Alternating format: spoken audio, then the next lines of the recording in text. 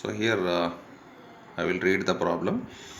A ball is thrown up in the air, reaches a maximum height of 45 meters and travels a horizontal distance of 75 meters. Trace the path which is traveled by the ball. So here simply you can understand when a ball is thrown up in the air, so it reaches a maximum height and it falls on the ground at some distance.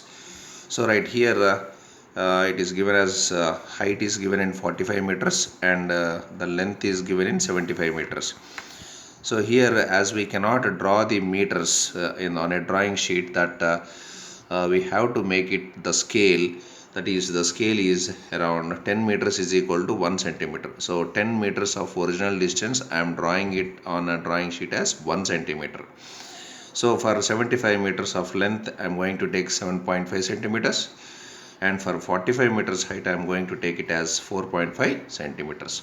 So now first a ball is to be thrown from one place. So at point A, from this point the ball is thrown. So if you throw the ball, it goes like this. So it reaches a maximum height of 45 meters. Okay, 45 meters, and it comes again one place. So if you throw a ball or a whatever it is, so it goes like this and it falls on this. What is the distance between point A and C?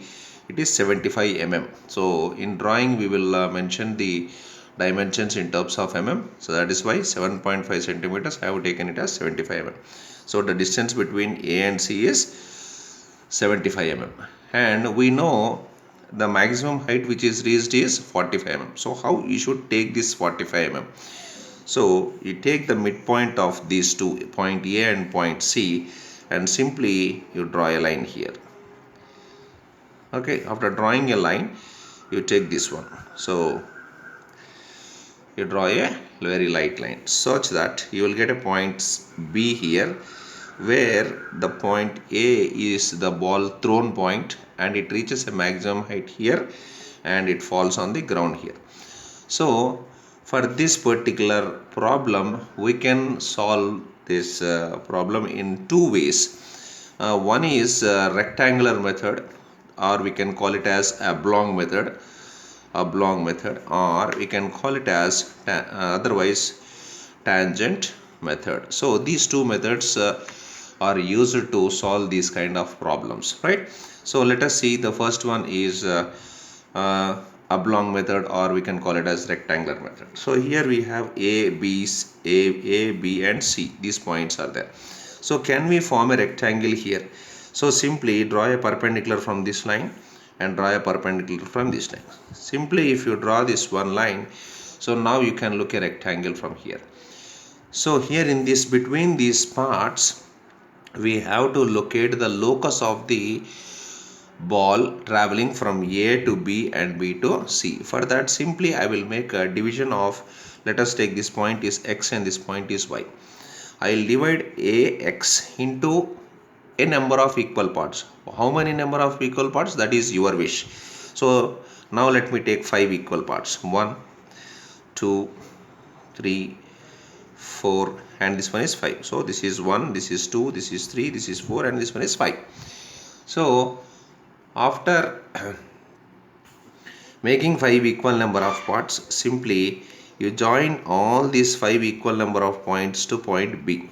Okay, so right, so you join this one, like this side also 1, 2, 3, so that is 4. Equal, it should be equal distance. So in this picture it is not according to the scale, so you take according to the scale, whatever the height is there, you take line division method and you will divide it. So B1, B2, B3, B4, like this. So divide into equal number of parts. So how many number of equal parts you have taken here? 5. So on midpoint, let us take, this is O. So from O to A, you take 5 equal number of parts. Okay, so this is 1, 2, 3, and this is 4. Okay, so from 1 you draw a straight line up to B1. From second line B to 2, third one B3, fourth one B4. So now you got a point here. This is A, this is point P1, this is point P2, this is point P3, this is point P4 and point B.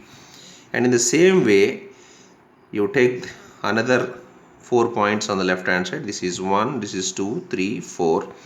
You extend this line up to C1 or B1. Okay, next point up to this line, and next point up to this line. Okay, this is P4. Now you mark it as P5, this one as P6, this one as P7, this one as P8. Okay, now join A, P1, P2, P3, P4, B, P5, P6, P7, P8 and C. So how you are going to locate this one? So simple. This is a curve which is drawn out of all this one. So you can have a look that this ball is thrown from point A, it reaches point B, that is at a height of 45. You can mention the height here just by extending the lines. I have a dimension line and you can write here 45, that is in terms of mm, and fall on the ground at point C, which is at a distance of 75 meters from the ball. Okay, so where it is thrown.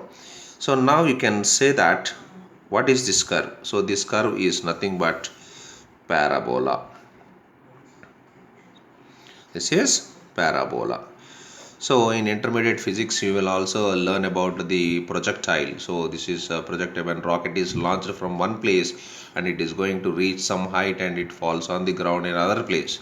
So this is nothing but also we can call it as the projectile path, right? So now for this one, the same one you can also do with another one. So simple thing is this is point A where from the ball is thrown, and this is a point where the ball falls on the ground. The distance between this is the same, that is 75 mm.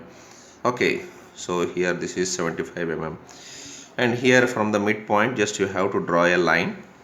Okay, and you already known that is 45 mm. It is going to reach that 45 mm. So for tangent method, so this is rectangular method, and for tangent method what you have to do is, so it is going to reach at 45, but you have to take the double of this one. So this is about 90. So take a point O at 90 mm. So simply you draw these points, join these 2 points.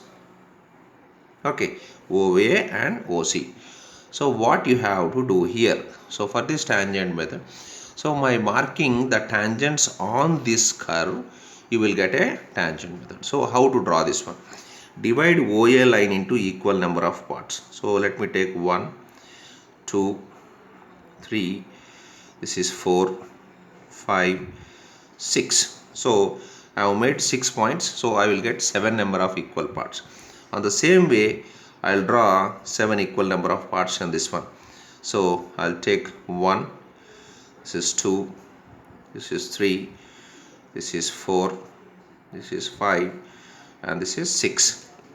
So here I have given the numbering. So 1, 2, 3, 4, 5, A nunchi O varaki 1 to 6 ichanu. So I have given the numbers from A to O, increasing order, and from here O to C I have given as increasing order, right?